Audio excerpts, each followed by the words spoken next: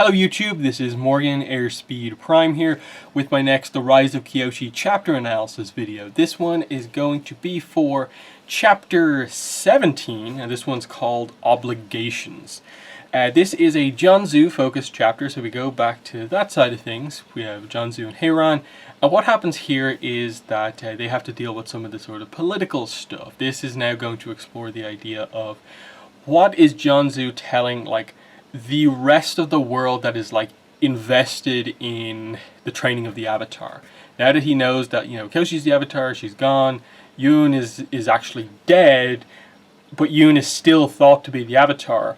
What lies does he tell to everyone while he tries to figure this whole mess out?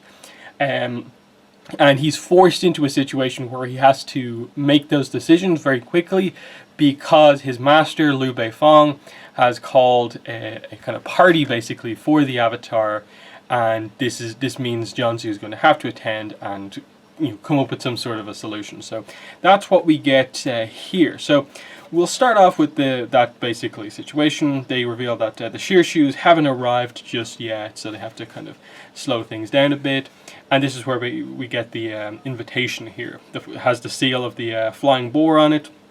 The Beifong family wishes to hold a celebration for the Avatar, commemorating his victory over the pirates of the Eastern Sea in front of the gathered sages of the Earth Kingdom. So very quickly he realizes, oh, his rival Chamberlain Hui must have called this to sort of get some information on the Avatar. And it says here, he's been at this game for the past year or so, whispering in Liu's ear that training the Avatar shouldn't be left to a man of such humble origins. And we basically just get that Jianzhu is ready to do some politicking here. They are going, Heiran and him are going to this party, and they're going to make something happen here. So without a flying bison, they have to go by in a big caravan.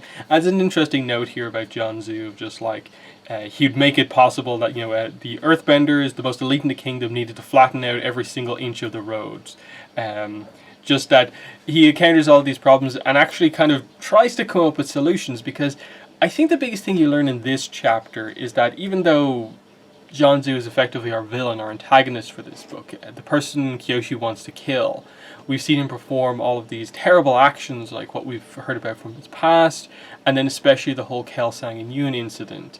We don't like him because of that, but he is still ultimately trying to do all this for the good of the world. This is not a character who's trying to take over the world.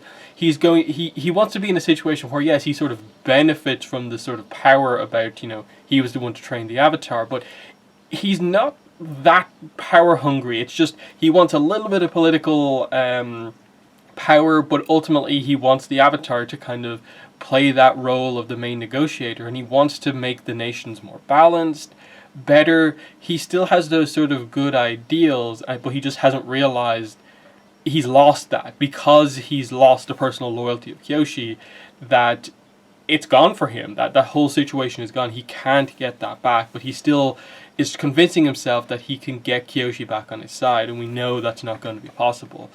But we'll see here that he still wants to make these you know, good things happen.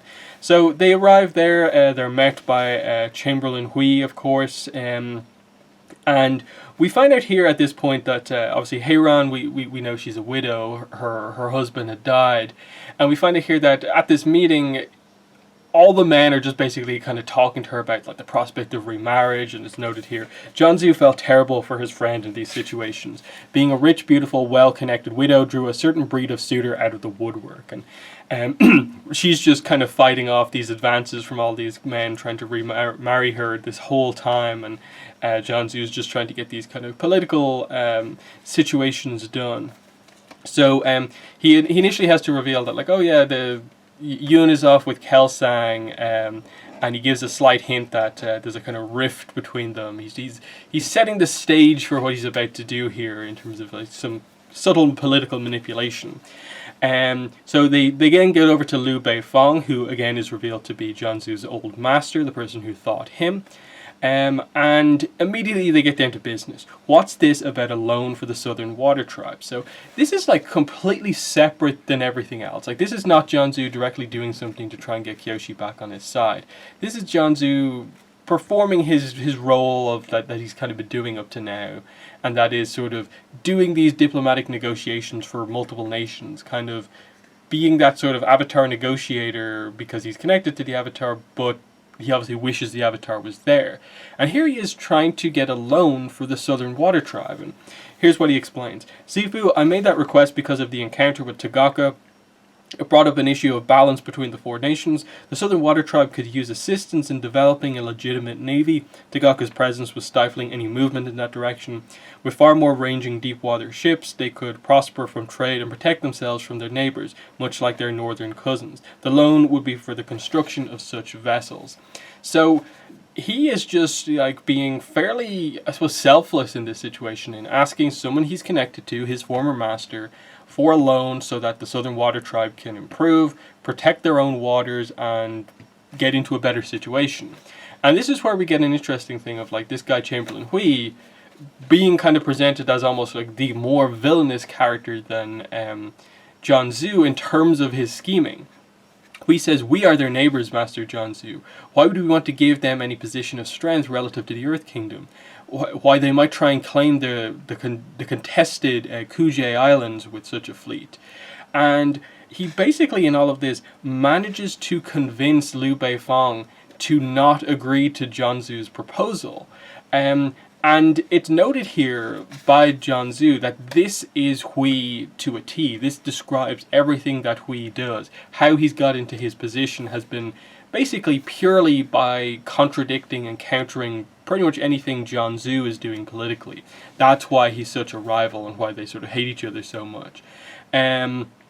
Hui had no real stake in this matter, not even personal greed. There was no reason for him to want the Southern Water Tribe to remain poor and underdeveloped and vulnerable. It was simply opposition for opposition's sake. Somewhere down the line, Hui had decided to make his name by using Jianzhu as a ladder and a straw man, and whatever other analogy applied. It was easier for Hui to gain political power and fame by tearing down Jianzhu's work than doing his own. No matter how logical and beneficial Jianzhu's actions were, Hui would undercut them. He pushed to end treaties that had taken years to develop, brushing them off as unnecessary when in truth he didn't understand how they worked and didn't care. He stoked petty rivalries he didn't have to, toying with the peace that Jianzhu had earned. And he even notes that Hui probably would have, been fighting on the side of the Yellownecks of like their folk heroes or something like that. It's also noted here as well.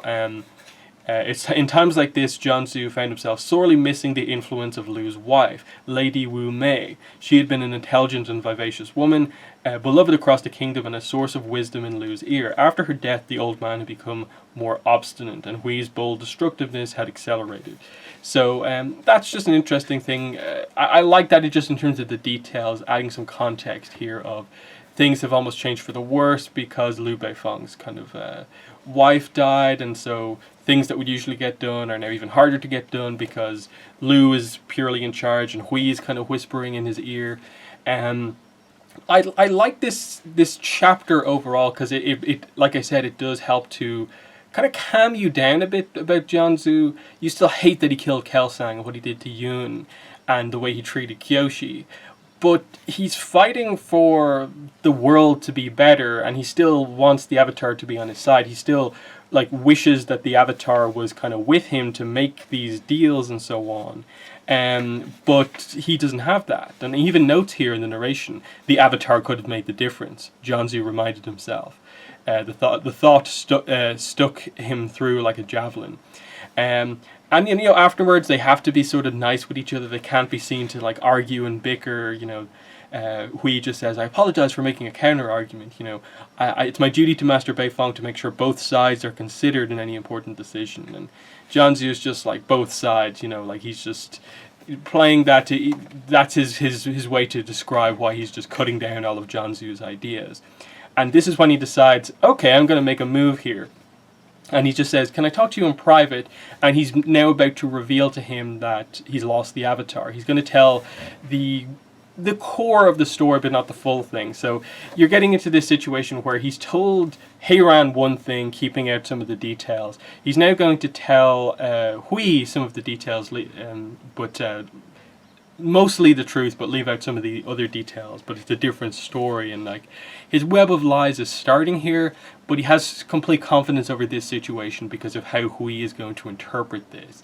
And I really like what's done here, because he effectively takes the approach of being as truthful as possible and being like, you'd think as rivals he would never want to show weakness in front of Hui, but he uses that to his advantage here and is like, the only thing Hui is going to take at 100% face value is me admitting to like a mistake that I made. That is going to be like the only thing he really latches onto and is going to fully accept. So him saying, I lost the Avatar, I had a fight with Yun, he hates me now, that's why he's with Kelsang. He said up to this point in time he never wants to, you know, train with me again.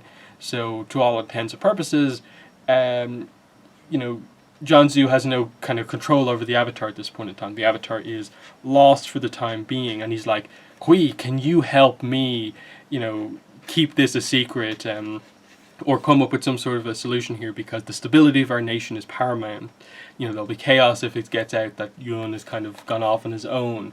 And he takes advantage of this. Hui is just like, yes, you know, as the, you know, better representative here, I will come up with the story here. So he gets Hui to sort of do work that would have taken him so much more to do, because I suppose the idea here is if Jianzhu had to come out to Liu Beifong and reveal that he lost the Avatar, the amount of like back and forth about that would have been crazy all over the place, and it would have made him look terrible. Whereas he takes one small hit against his rival, but the story then is told by his rival, and he can just agree to that story, and it's pretty much sorted. So in the end, what happens is that Hui told Liu Beifong and the assembled sages the exact line that Jianzhu had used on his own household, that Yun felt he'd been neglecting his spiritual studies, and, you know, Jianzhu had given him leave to travel alone with Kelsang on a nomadic journey of self-discovery, and that's why they're out of contact with them for now. So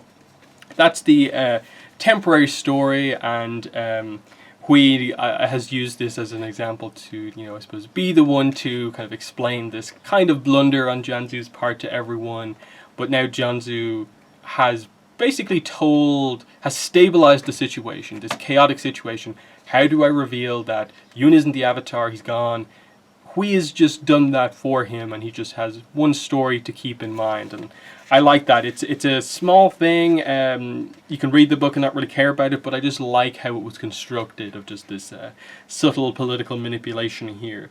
Now, of course, Heiran is a bit frustrated by this, because she sees all of these little things as just being these threads that are waiting to be pulled on for this whole thing to come down on top of them, and it's not going to work.